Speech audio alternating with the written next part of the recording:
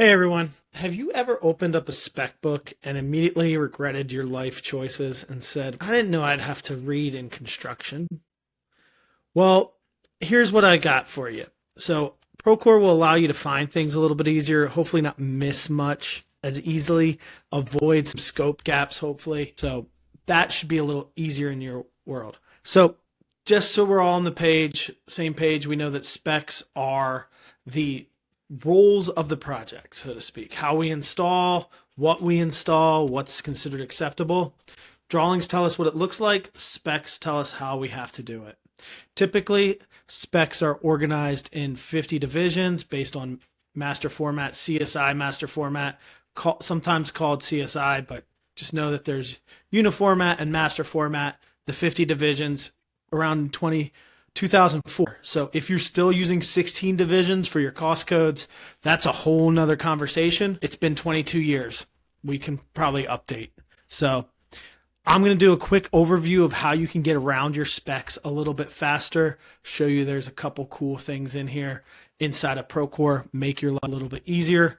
We'll have another video on how to upload and how to make that as quickly as possible, but let's jump in.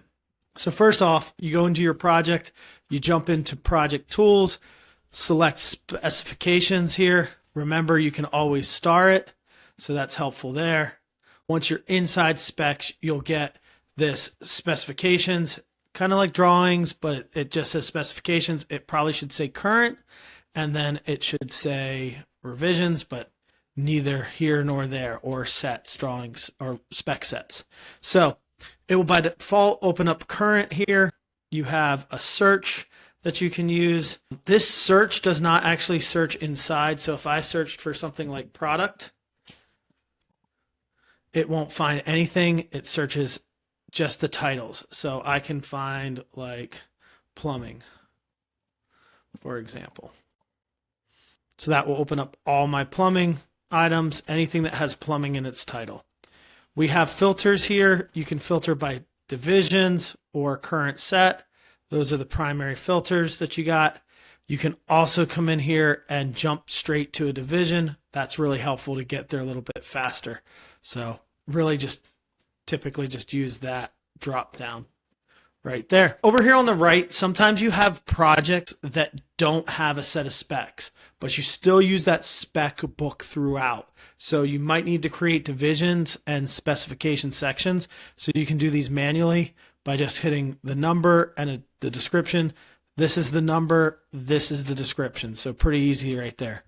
Same way with creating the spec. So you choose a division, number, and description, number, and descriptions behind that. So actually a little trick there is create a spec book without any specs. Just have a bunch of pages in there and it will quickly create all your divisions for you. You could have one that you just upload to each project if you don't have a spec book. Let's look in here for a couple little things. Well, let's talk about the top here. So here's where you click to upload additional specs. If you have additional spec book, additional revision, we'll hit that in another video. If you want to open the entire spec book, which I do like doing every once in a while, you can click that here. I'll do that in just a second. And then exporting your current list. And I would recommend subscribing, especially if you're not the person uploading the specs. Subscribe to that. Procore does send way too many emails. We all know that. And you seem like you can't turn them off. But specs are important enough. If there's a revision or something like that that comes out that you don't know about, you should probably get an update.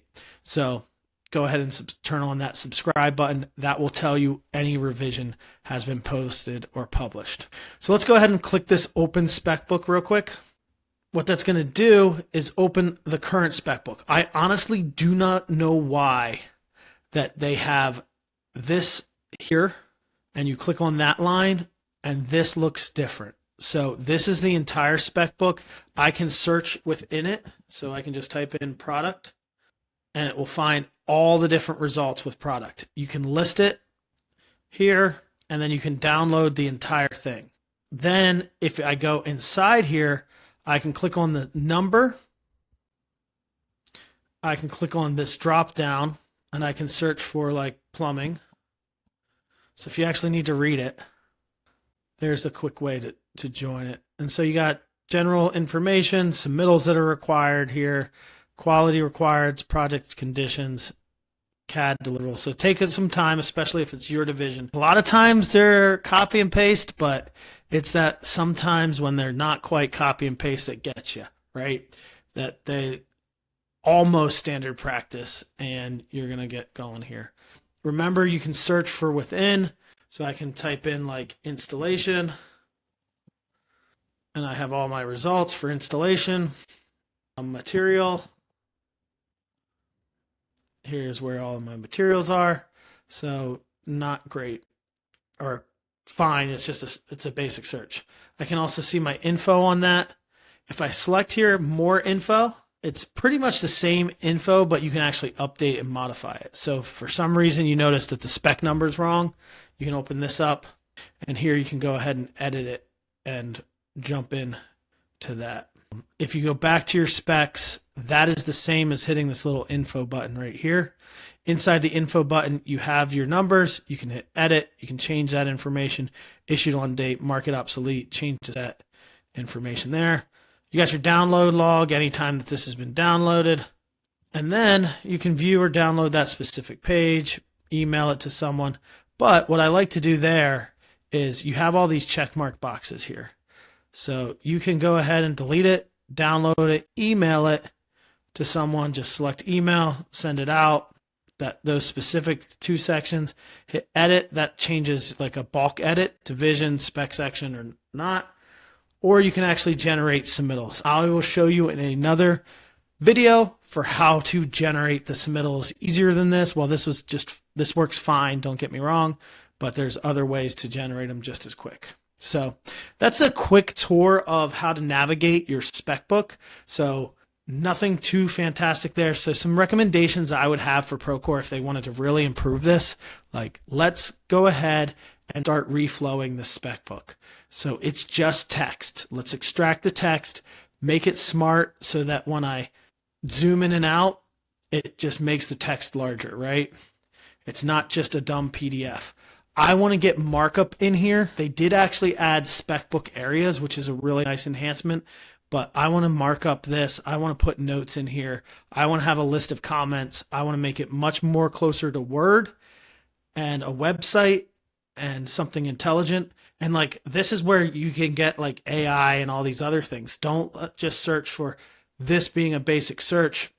Figure it out and like say, hey, what type of drywall do I need? Or what type of paint do I need? Things like that. So some real enhancements they can make to improve the spec book, but even just having it reflow would be awesome. So hopefully that helps. Let me know if you guys have any other questions about this, if you have any feedback on how to make more tutorials for me. With that, have a wonderful rest of your day.